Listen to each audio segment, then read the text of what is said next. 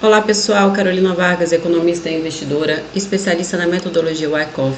Metodologia que ensina a rastrear os investidores profissionais através de indicadores de volume. Trago para vocês aqui mais um panorama de mercado.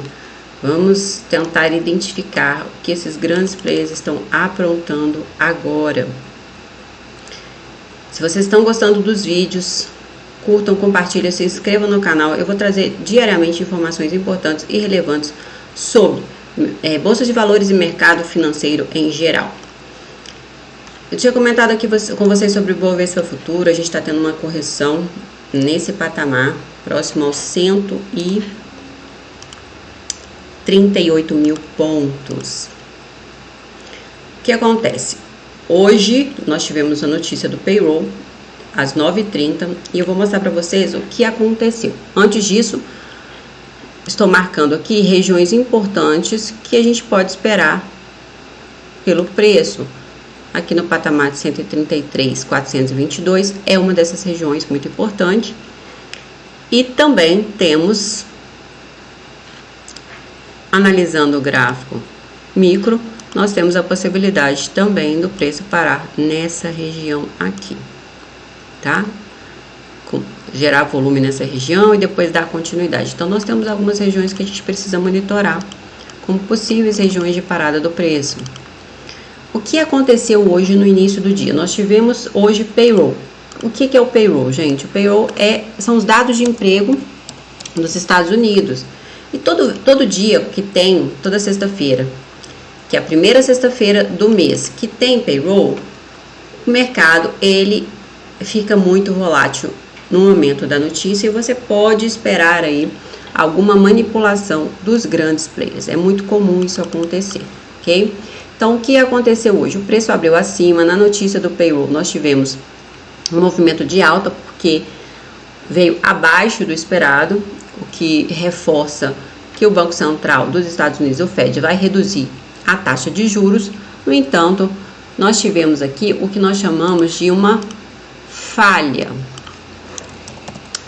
Falha é quando o mercado tenta dar continuidade ao movimento de alta ou de baixa em região de suporte ou resistência, né? A região aqui no caso é uma resistência, e ele falha em dar essa continuidade, já mostrando indícios de que isso pode ser uma microdistribuição. Foi o que aconteceu. Nós tínhamos aqui essa região. O mercado tinha que acelerar para cima, não acelerou, veio para baixo e voltou aqui para o suporte, para esse suporte aqui embaixo. Outra coisa que é muito importante vocês entenderem é que os grandes players, eles operam nas zonas de liquidez. São essas regiões no gráfico que nós temos alto volume negociado. Essas regiões são chamadas de zonas de liquidez, como essa aqui, por exemplo. Entre uma zona de liquidez e outra, a gente tem aqui do ponto de vista micro, nós temos os vácuos de liquidez. Então, geralmente no vácuo de liquidez, o preço ele costuma correr rapidamente. O preço para onde vai ter defesa de grande player.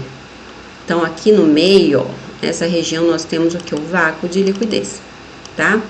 Zona de liquidez, vácuo de liquidez. E aqui nós temos uma outra zona de liquidez, tá?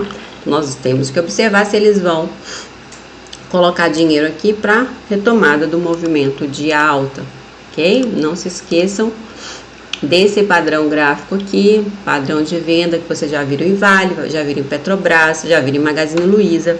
Já mostrei vários aqui para vocês, ok? Aí vamos analisar Bova 11. Bova 11 está do mesmo jeito. Ponto de controle ficou em cima, não deu continuidade, correção, temos esse ponto e esse para esperar o preço. No Ibovespa a gente tem essa região aqui como uma região de suporte importante, então por isso que eu estou otimista que o preço pode parar por aqui. Vamos observar. Vale continua com esse processo aqui de microdistribuição, ainda não teve injeção de muito volume, o preço continua negociando aqui nesse patamar. Vamos ver se essa região aqui vai segurar Vale. CIA está no processo de acumulação aqui ainda, reacumulação. O preço começando aí um processo de alta, hoje uma pequena correção. Vamos ver, pode voltar um pouco aqui antes de ter o início do efeito mais forte, mas já está com o processo, na minha visão, bem adiantado. Semin, gente, nós temos, eu falei com vocês, depois da acumulação, a gente tem um processo, que é a causa, nós temos o efeito. O Semin já começou com o efeito. Então, nós já estamos tendo o efeito aqui em Semin. Que a gente espera que dê continuidade a esse movimento, porque nós temos aqui a acumulação.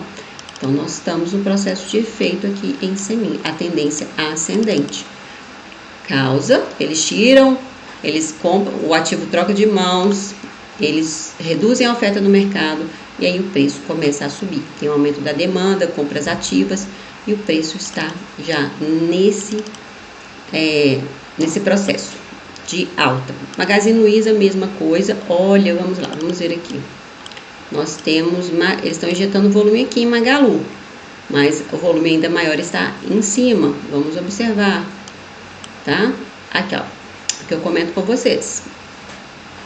Padrão de venda, sempre do mesmo jeito. IRB, tá? Uma pequena correção hoje, mas eu não vejo nada alarmante em IRB. É um movimento normal no processo de tendência ascendente.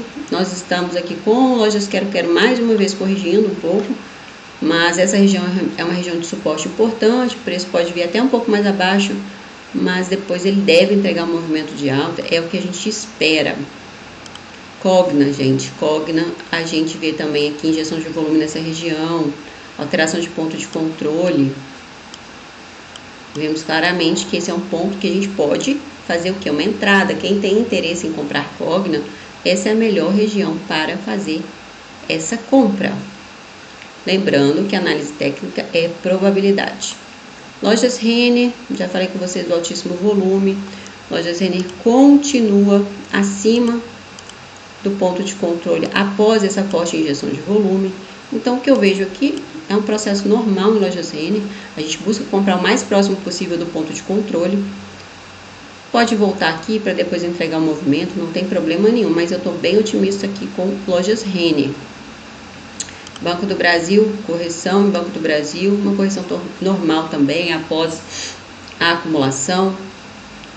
Vamos ver se dá continuidade. Petrobras, gente, aí vamos falar de Petrobras. Recomendações no topo histórico de bancos, grandes players de mercado justificando várias coisas. Os estudos, eles justificam com várias informações e aí, muito volume negociado, o preço começa a corrigir, tá? Então, as recomendações servem para isso. Porque quando eles fazem as recomendações, aumenta a demanda, eles conseguem vender caro o que compraram barato, ok? E aí, eles conseguem fazer isso com o preço subindo. Por quê? Porque eles estão fazendo recomendações e as pessoas vão comprar o ativo. Então, gera o quê? Gera a demanda que eles precisam para vender os ativos que eles possuem, sem causar um deslocamento muito grande no preço. Porque se você fizer sem a recomendação, eles vão conseguir vender sim, mas eles vão conseguir vender num preço mais baixo. Então, eles recomendam, o preço sobe, eles conseguem aí manipular o mercado vendendo no preço melhor e mais alto possível. Então é isso, gente. Vibra, saiu uma notícia de Vibra positiva ontem, mas onde é o local de comprar Vibra? Né? Aqui, ó. Temos aqui claramente uma acumulação, o preço entrega o movimento. Agora deve entregar um novo movimento de alta, entrou volume aqui nessa região, tá? Mas tá em topo histórico. O ideal teria sido comprar aqui. Então é isso, pessoal, vamos monitorar, tem que monitorar diariamente o mercado, ele é dinâmico, tem que aprender como que esses investidores profissionais, eles manipulam os preços.